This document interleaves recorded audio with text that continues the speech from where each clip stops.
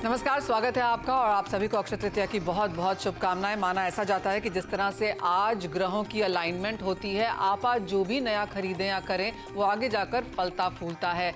काफ़ी हद तक अक्षय तृतीया, आपको बता दें कि ये साउथ इंडिया से शुरू हुआ एक फेस्टिवल है जो इसको अब पैन इंडिया यहाँ पर सेलिब्रेट किया जाता है और काफ़ी हद तक इसे गोल्ड बाइंग फेस्टिवल के तरीके से भी जाना जाता है। तो आज के दिन लोग सोना, चांदी, ज्वेलरी, डायमंड, इस तरह की चीज़ें बहुत ज़्यादा खरीदते हैं और जिस तरह के ट्रेंड्स अब फिलहाल यहाँ पर बनते हुए नजर आए हैं, जिस तरह के रिटर्न्स हमने सोने में, चांदी में, डायमंड में बनते हुए देखे हैं, काफ़ी स्ट्रॉन्ग सपोर्ट उस वजह से है।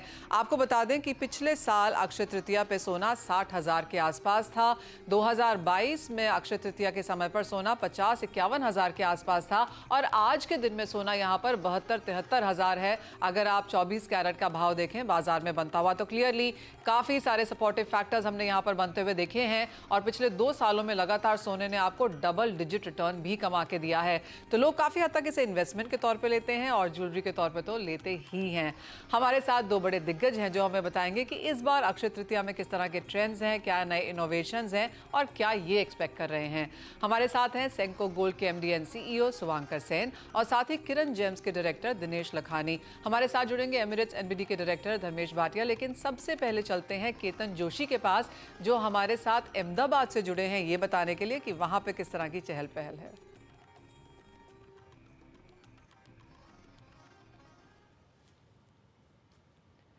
केतन, आपको अक्षय तृतीया की शुभकामनाएं और कैसा नजर आ रहा है फिलहाल अहमदाबाद?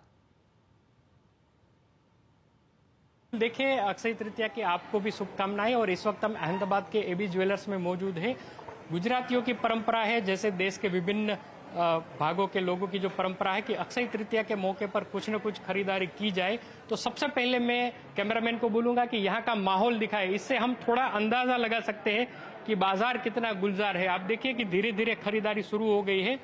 वैसे हमारा अनुभव है कि हर अक्षय तृतीया के ऊपर यहाँ पर जोरदार खरीदारी होती है, लेकिन इस बार थोड़ा माहौल है वो कम है। अभी खरीदारी करने के लिए लोग नहीं आ रहे हैं और अमूमन हम कह सकते हैं कि बढ़े हुए दाम को लेकर ही लोगों की परेशानी यहाँ पर है।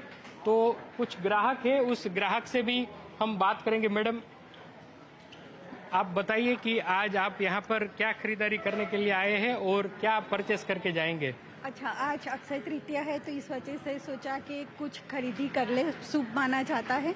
तो अभी तो हम इयररिंग्स देख रहे हैं, अच्छी लगी तो इयररिंग्स लेंगे, अदरवाइज बाद में कॉइन लेके चले जाएंगे। लेबर, जीएसटी वो सवेरा काउंट करके फिर कॉस्ट निकालेंगे और देखेंगे किस में इन्वेस्ट करना ज़्यादा बेहतर रहता है। क्या बढ़े हुए दाम भी कोई कंसर्न है? आप जो बजट लेकर आ रही है उसमें कुछ कम किया होगा कि नहीं आपको जितना खरीदना है उतना ही पैसा लेकर आप आए हैं? नहीं, भाव तो बहुत ही ज़्यादा है, तो बजट तो डेफिनेटली कम करना ही पड़ा है। मन तो बहुत था, मतलब प्लान तो बहुत अच्छे थे, मगर जिस हिसाब से दाम बढ़ा है उसमें 50% लेस करके चलना पड़ रहा है। तो मतलब पहले कुछ अलग था जब पहले आते थे, अभी जिस प्राइस है उस हिसाब से तो काफ़ी कटौती करनी पड़ी है। एबी ज्वेलर्स के मालिक विजय भाई भी है। विजय भाई, बताइए कितने ग्राहक आप कम देख रहे हैं और उसका रीजन तो यही बढ़े हुए दाम ही हो गए? हाँ, लास्ट ईयर अक्षय नक्षत्र के दिन या अक्षय के दिन 60,500 रेट था, आज 75,000 रेट है। तो लास्ट ईयर के कंपेयर में हम 50% एक्सपेक्ट करते हैं। रीज़न ये है कि ग्राहक अभी रेट स्टेबल होने की वेट कर रहे हैं। रेट जब स्टेबल होगा तब लेंगे, तो 50% का एक्सपेक्टेशन है। लेकिन दाम कम होंगे या स्टेबल होंगे? कम अगर नहीं होता है, फिर भी अगर स्टेबल होता है तो ग्राहक कंफर्ट जोन में आ जाता है। फिर उनको पता है हाँ भाई ये रहने वाला है, तो फिर वो बाय कर लेंगे। बिल्कुल। तो सोना नहीं तो सोने का एक सिक्का ही सही, लेकिन आज लोग आ रहे हैं। फिर भी जो यहाँ के ज्वेलर्स का एक ओपिनियन निकल कर आ रहा है कि 50% जो ग्राहक है उनमें कटौती आई है पिछले अक्षय तृतीया के मुकाबले, क्योंकि दाम बढ़े हुए हैं। जी हाँ, एब्सोल्युटली केतन, ये एक ऑफकोर्स चिंता है मार्केट्स में कि दाम यहाँ पर काफ़ी बढ़ गए हैं। और जैसे जिस कस्टमर से आप बात भी कर रहे थे, जैसे वो कह रही थी कि इयररिंग्स पसंद तो आ रहे हैं लेकिन अगर बजट में सेट नहीं हुए तो शायद कॉइन लेके वापस चले जाएंगे। पर एक इंपॉर्टेंट चीज़ है कि अक्षय तृतीया पे लोग बाहर स्टेप आउट करते ज़रूर हैं और व्यू इस बार ये बन के आ रहा है कि वॉल्यूम में शायद कुछ गिरावट हो, लेकिन वैल्यू वाइज यहाँ पर इंडस्ट्री को कोई बहुत बड़ा नुकसान होने की एक्सपेक्टेशन नहीं है क्योंकि भाव इतने ज़्यादा चढ़ चुके हैं। सुमंकर सेन जी, आपके पास पहले आना चाहेंगे और जानना चाहेंगे कि आप किस तरह के ट्रेंड्स यहाँ पर बनता हुआ देख रहे हैं और क्या व्यू है आपका वॉल्यूम और वैल्यू दोनों को ही लेकर? देखिए, मैं तो अभी स्टोर में मतलब विजिट्स कर रहा हूँ। सुबह Okay. सुबह निकल गए, 8:30 बजे अपने जो स्टोर है सब खोल दिए। अगर आप देखें तो साउथ इंडिया में तो स्टोर एकदम अर्ली मॉर्निंग खुल जाता है और कस्टमर्स के भीड़ रहते हैं। बट बाकी ऑल ओवर इंडिया में टीम को भी पूरा कस्टमर्स को रीच आउट करने के लिए कस्टमर्स बहुत सारे एक्साइटेड है कि ऑफिस जाने के पहले जो शुभ मुहूर्त है उसमें आपका कुछ बाइंग कर ले। तो हम लोग का जो ट्रेंड में देख रहे हैं वो है कि एक लेवल ऑफ कस्टमर्स है जो अपना थोड़ा जो भी सेविंग्स है, नेकलेसेस हो, बैंगल्स हो, वो खरीद रहे हैं। 50,000, 1 लाख, 1.5 लाख के बाइंग तो हो रहे हैं। और ऑलराइट, तो बाइंग तो यहाँ पर बनती हुई नजर आ रही है और जैसे ये कह रहे हैं कि सुबह 8:30 बजे से इन्होंने स्टोर खोल दिया है और मार्केट में स्टेप आउट कर रहे हैं, वेरियस स्टोर्स में यहाँ पर जा भी रहे हैं। आप जैसे कहा गया, पिछले साल से इस साल के कंपैरिजन में अगर आप देखें तो भाव 11,000 रुपए प्रति 10 ग्राम बढ़ चुके हैं। सुमंकर, तो 8:30 बजे स्टोर्स आपने खोल लिए हैं, रात में कब तक खुले हैं? 10:30, 11 बजे तक तो खुला रहेगा ही, क्योंकि जैसे धनतेरस में रात को बाइंग का एक्साइटमेंट रहता है, अक्षय तृतीया में वो दिन का बाइंग का एक्साइटमेंट रहता है। तो कल रात तक तो पूरा मुहूर्त चालू है। एंड क्या एक्सपेक्ट कर रहे हैं आप वॉल्यूम वाइज? जैसे काफी लोगों का मानना है कि 10 से 15% की शायद गिरावट ही देखने को मिलेगी क्वांटिटी के लिहाज से। देखिए, हम लोग वैल्यू में तो देख रहे हैं कि 2 से 5% का ग्रोथ आ सकता है, बट वॉल्यूम में 15 से 20% का डी ग्रोथ, यही हम लोग एक्सपेक्ट कर रहे हैं, क्योंकि लोगों का बजट जो है वो बजट उस हिसाब से नहीं बढ़ा है। लोगों को खरीदना है 50,000, लास्ट ईयर सब खरीदे तो 55,000 ले रहे हैं, पर क्वांटिटी में अगर देखा जाए तो अगर 10 ग्राम था वो 8 ग्राम पे आ रहा है, तो इस हिसाब से क्वांटिटी का फॉल एक्सपेक्ट कर रहे हैं। डायमंड ज्वेलरी जो है 20,000, 30,000 के जो प्रोडक्ट्स है उसमें गोल्ड नहीं खरीद के लोग थोड़े बहुत एवरीडे वेयर के लिए डायमंड ज्वेलरी खरीद रहे हैं, बट शादी का वेडिंग के लिए लोग गोल्ड जो खरीदना है वो खरीद रहे हैं। ऑस्पिशियस डे माना जाता है तो खरीदारी इस यहीं से शुरू यहाँ पर हो जाती है।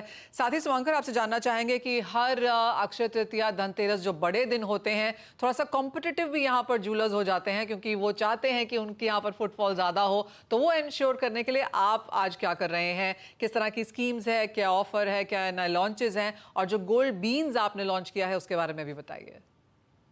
सो देखिए, इस अक्षय तृतीया के लिए कंपटीशन में कस्टमर्स को अट्रैक्ट करने के लिए गोल्ड रेट में डिस्काउंट, मेकिंग चार्ज में डिस्काउंट, अट्रैक्टिव गिफ्ट्स, ये सारे मतलब एक ट्रेंड हो गए हैं। खाली हम लोग नहीं, सारे ज्वेलर्स, सारे ब्रांड्स अपने अपने कस्टमर्स के लिए दे रहे हैं। और कलेक्शन लॉन्च, नया डिजाइन क्या लॉन्च किए, तो इस हिसाब से हम लोग बैंगल्स का एक बहुत बड़ा कलेक्शन लॉन्च किए थे, गोल्ड में, डायमंड में।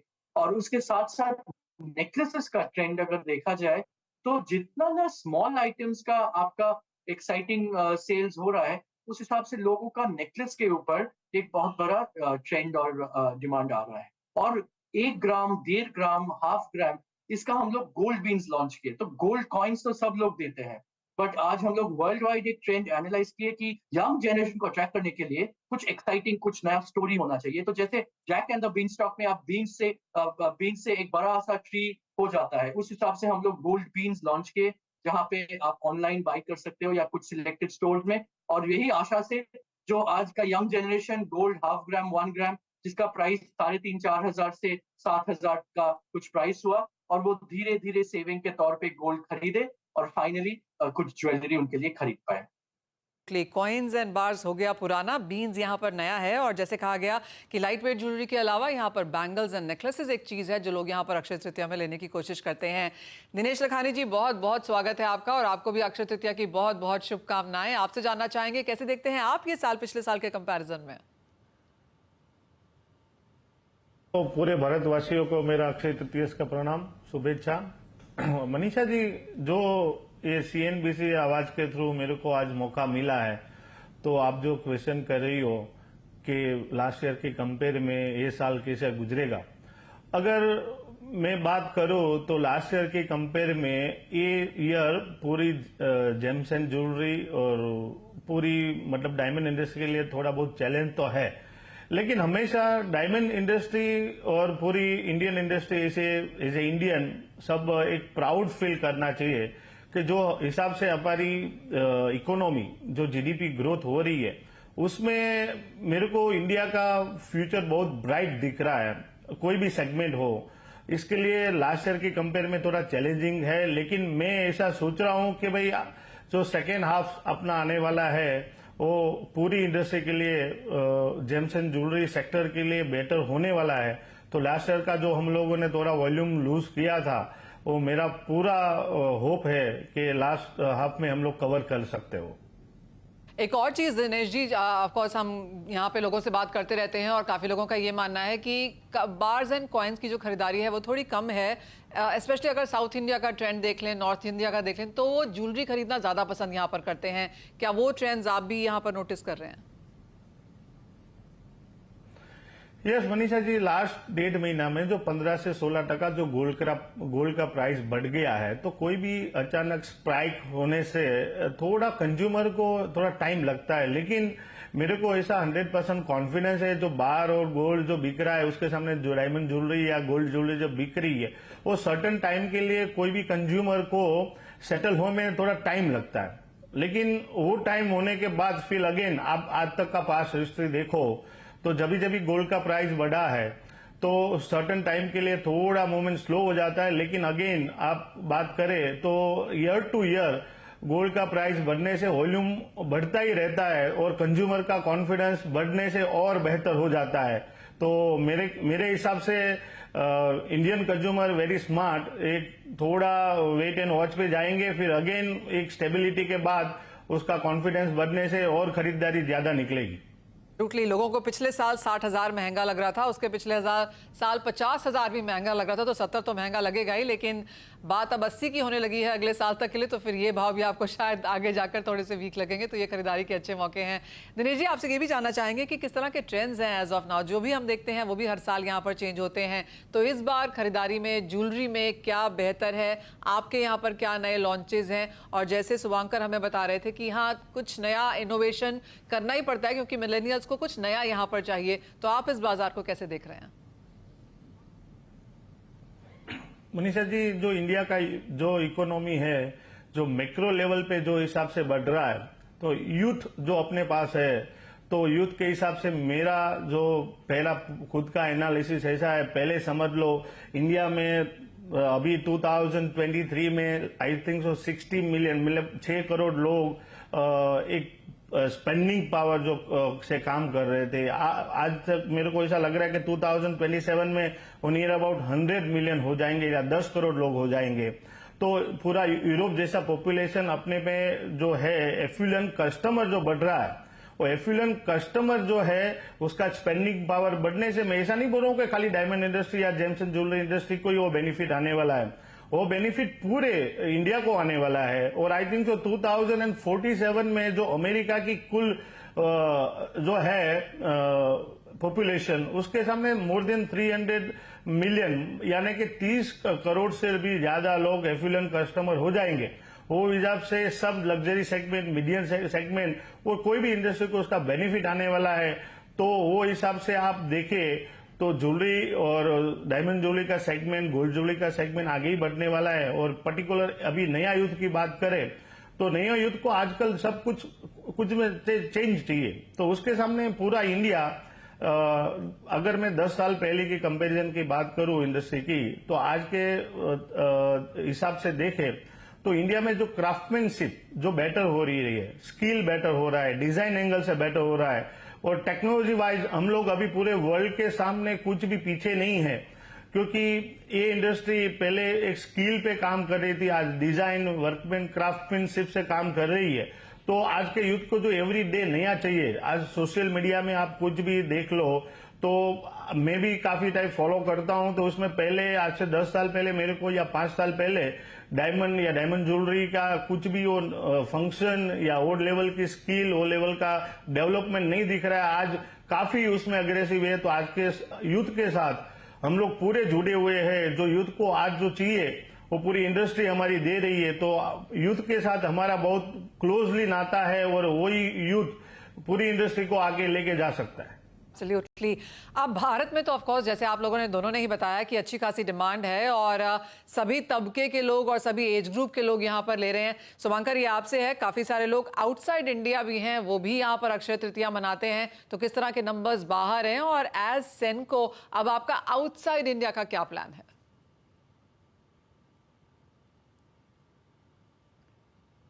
शुभंकर, आप म्यूट पर हैं। आउटसाइड इंडिया में मिडिल ईस्ट आप देखिए, यूएस देखिए, यूके देखिए, इंडियंस ऑस्ट्रेलिया में, सारे जगह में आपका इंडियंस अभी जा चुके हैं and they are doing good jobs and अच्छा इनकम कर रहे हैं। तो हम लोग का इंडस्ट्री से बहुत सारे प्लेयर्स हैं जो ऑलरेडी बाहर में अच्छे तरीके से as one of the top brands customers को सर्व कर रहे हैं। And it is not only Indians but I think that जो सब कॉन्टिनेंटल पॉपुलेशन है, सारे लोगों के लिए हम लोग का जो ज्वेलरी है वो सारे लोगों के लिए एप्लीकेबल है।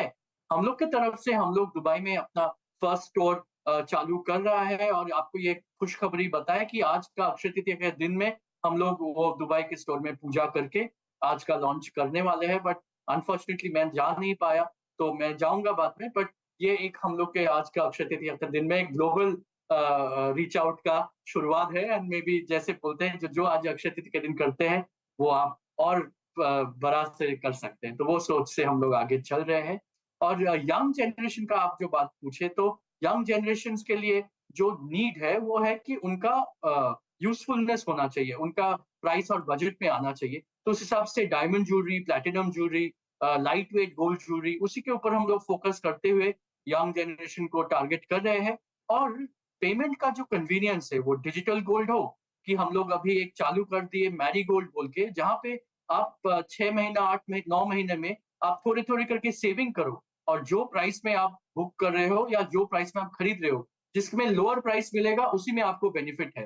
तो वो लॉन्ग टर्म प्लानिंग करके थोड़े थोड़े करके आपको ज्वेलरी खरीदना है, यही नया ट्रेंड होगा। और इससे हम लोग देख रहे हैं कि लोग आज के अक्षय तृतीया के दिन में वो भी आप इंस्टॉलमेंट स्कीम्स जो है वो चालू कर रहे हैं। तो काफी सारे तरीके हैं यहाँ पर खरीदने की। और ऑफ कोर्स शुभंकर, बहुत बहुत शुभकामनाएं आपको, आपका जो आज ही दुबई में स्टोर खुल रहा है और जैसे आपने कहा कि अच्छी खासी वृद्धि है, बेहतरीन दिन है ये करने का। और जिस तरह का इंडियन डायस्पोरा आउटसाइड इंडिया भी है, उसको काफी खरीदारी के यहाँ पर मौके हैं। एक फाइनल सवाल आपसे दिनेश जी, और आप यहाँ पर एक्सपोर्ट्स भी काफी स्ट्रांगली देखते हैं, तो किस तरह के नंबर्स आप देख रहे हैं इस साल में अब बनता हुआ, और क्या अक्षय तृतीया से पहले भी अच्छा खासा एक्सपोर्ट देखने को मिलता है आउटसाइड जो देश के बाहर जो इंडियंस रहते हैं उनके लिए? यस मनीषा जी, ये जो अक्षय तृतीया का जो माहौल है, जैसे जिधर जो कंट्री में इंडियन बसे हुए हैं, उधर समझ लो गल्फ में काफी इंडियन है और यूएसए में भी काफी इंडियन है। सो हमारे उधर से जो मतलब आप लोकल ब्रांड उधर यूएसए में भी काफी अवेलेबल है एंड गल्फ कंट्री में भी काफी अवेलेबल है। वही इंडियन का जो अपना ट्रेंड है, वही ट्रेंड के हिसाब से फाइनली जो गुड्स, ज्वेलरी और लूज जो जाता है वो अक्षय तृतीया के पहले जो प्लान हो जाता है, वो प्लान से उधर भी इंडियन जिधर जिधर है, जिसका इंडियन का प्रेजेंस है उधर, वो सेल बेटर ही हो रहा है। तो अक्षय तृतीया का एक्सपोर्ट में भी बढ़ावा हो सकता है, नो डाउट। लेकिन जो इंडिया में जो हो सकता है वो एक्सपोर्ट लेवल में वो लेवल से नहीं हो सके। लेकिन मेरे को ऐसा पूरा उम्मीद है कि जो हम लोगों ने थोड़ा बहुत जो वॉल्यूम गवाया है वो लास्ट हाफ में हम लोग कवर कर सकते हैं, क्योंकि वर्ल्ड वाइड अभी इकोनॉमी और सेकेंड थिंग के जो सेटल हो रहा है सब कुछ, उसमें यूएसए और जो चाइना का थोड़ा इम्पैक्ट हमारे इंडस्ट्री में है वो हम लोग कवर कर सकते हैं। क्योंकि उधर चाइना की बात करें तो पहले से मुकाबले अभी चाइना भी बेटर परफॉर्म करने लगा है, तो धीरे धीरे ऑलमोस्ट जो हम लोग ने लूज किया था वो कवर हो सकता है। और गल्फ और इंडिया बेटर परफॉर्म कर रहा है, तो हमारी इंडस्ट्री को उधर से 2 सेक्टर से ज्यादा उम्मीदें हैं। और वो आई थिंक सो आपको भी मालूम होगा कि पहले डायमंड इंडस्ट्री में जो लोकल कंजप्शन 7% था इंडस्ट्री का, आज ऑलमोस्ट वो 12% पे आ चुका है। तो वो क्लियरली रुझान दिखा रहा है कि इंडियन कंज्यूमर को डायमंड और गोल्ड ज्वेलरी के ऊपर कॉन्फिडेंस बढ़ रहा है। और जो हिसाब से मैंने आगे भी दोहराया कि जो एफिशिएंट जो कंज्यूमर है वो दिन पर दिन बढ़ने से इंडिया का जो स्पेंडिंग पावर है वो बढ़ते जाएगा। वो हिसाब से इंडिया में जो कंज्यूमिंग जो होने वाला है, आई थिंक सो मेरे को फ्यूचर में ऐसा लग रहा है कि विदिन 5 ईयर या विदिन 10 ईयर में more than 25% market diamond jewellery का लोकली हो जाएगा। तो एक्सपोर्ट के ऊपर इतना डिपेंडेंसी है, लेकिन वो एक एक्स्ट्रा सपोर्टिव अपने को मार्केट और नया इमर्जिंग मार्केट भी मिल सकता है। वो हिसाब से इंडस्ट्री का और फ्यूचर ब्राइट है। ऑल राइट, इंडस्ट्री का फ्यूचर ब्राइट है, वो हमने होता हुआ देखा भी है, जिस तरह के एक्सपेंशंस हैं, जिस तरह के आईपीओज आ रहे हैं। और एक पॉइंट आप दोनों ने काफी स्ट्रांगली कहा है, मैं उसको समराइज कर देती हूँ कि इस बार इवन एज सोने के भाव इतने ज्यादा बड़े हैं, हमने लोगों को सोना इन कैश करते हुए नहीं देखा, रिसाइकल करते हुए नहीं देखा, यानी कि लोगों की holding capacity and buying capacity strong है। और जैसे हमारे दोनों ही एक्सपर्ट्स ने कहा कि बाइंग अपॉर्चुनिटीज यहाँ पर बेहतरीन है, फिर चाहे वो इंडिया है, अब्रॉड है, नए लॉन्चेस हैं, इनोवेशंस हैं, सभी कुछ इंडिया यहाँ पर बेहतरीन कर रहा है। शुभंकर सेन, दिनेश लखानी जी, आप दोनों का बहुत शुक्रिया आज यहाँ पर बनने के लिए, एंड आप दोनों को ही अक्षय तृतीया की बहुत बहुत शुभकामनाएं। इसी के साथ एक ब्रेक ले रुकेंगे, जब लौटेंगे वापस तो यहाँ पर जोड़ेंगे अपने साथ एक्सपर्ट को और उनसे जानेंगे कि क्या है यहाँ पर स्ट्रैटेजीज, कहाँ जा सकता है सोने के प्राइसेस। धर्मेश भाटिया होंगे हमारे साथ। हमारे साथ हैं धर्मेश। सभी को आज सोना, चांदी, डायमंड, ज्वेलरी सब खरीदना है, लेकिन अगले अक्षय तृतीया तक प्राइसेस कैसे रह सकते हैं वो आपसे जानना चाहेंगे। सबसे पहले तो सारे प्रेक्षकों को और सीएनबीसी के कंप्लीट टीम को मेरे तरफ से अक्षय तृतीया की हार्दिक शुभेच्छाएं। देखिए, रही बात सोने की बात, तो डेफिनेटली आप लास्ट 3-4 साल से देखिए तो 7 से 8 हजार रुपए की तेजी आपको डोमेस्टिक मार्केट में देखने मिल रही है। अंतरराष्ट्रीय मार्केट भी लाइफ टाइम हाई चल ही रहा है। तो मैं अभी भी काफी बुलिश हूँ एज एक्सपेक्टेड के रेट जो घटने वाला है, तो वहां से मार्केट में एक अपसाइड ट्रेजेक्टरी काफी हाई लग रही है और $2400-2500 के स्तर आपको ये साल के अंतराल में देखने मिल सकते हैं अगर 2 से 3 रेट कम हो गए तो रही बात डोमेस्टिक मार्केट की बात, तो रुपया काफी स्टेबल है। तो प्राइस की अगर आप प्राइस की मोमेंटम देखें तो मैं एक्सपेक्ट करता हूं कि अराउंड 75,000 तक के लेवल्स आपको प्राइस में देखने मिल सकते हैं, जहां स्थिरता बनी रहेगी। काफी बाइंग चालू है डोमेस्टिक से लेके इंटरनेशनल मार्केट में। अगर आप देखिए सारे सेंट्रल बैंक्स कंटिन्यूसली बाइंग कर रहे हैं और प्राइस में भी आप देखिए तो मुनाफा ही देखने मिल रहा है। तो ये साल और ये अक्षय तृतीया काफी अच्छा मौका है बाइंग इनिशिएट करने का। छोटी क्वांटिटी में भी लीजिए, बट डेफिनेटली आज अच्छा मौका है लेने का, और मैं एक्सपेक्ट करता हूँ कि यहाँ से अच्छी तेजी आपको सोने के भाव में देखने मिल सकती है। ओके, तो खरीदारी के मौके हैं, यहाँ से और तेजी देखने को मिलेगी। आज अक्षय तृतीया के दिन ही 1% की बढ़त यहाँ पर है, और जैसे धर्मेश हमें कह रहे हैं 75,000 के स्तर यहाँ पर बहुत दूर नहीं। बहुत शुक्रिया धर्मेश साथ जुड़ने के लिए और वो राय भी देने के लिए। इसी के साथ एक ब्रेक का समय है, जब हम लौटेंगे तो पूरा फोकस यहाँ पर डालेंगे इक्विटी मार्केट्स पर।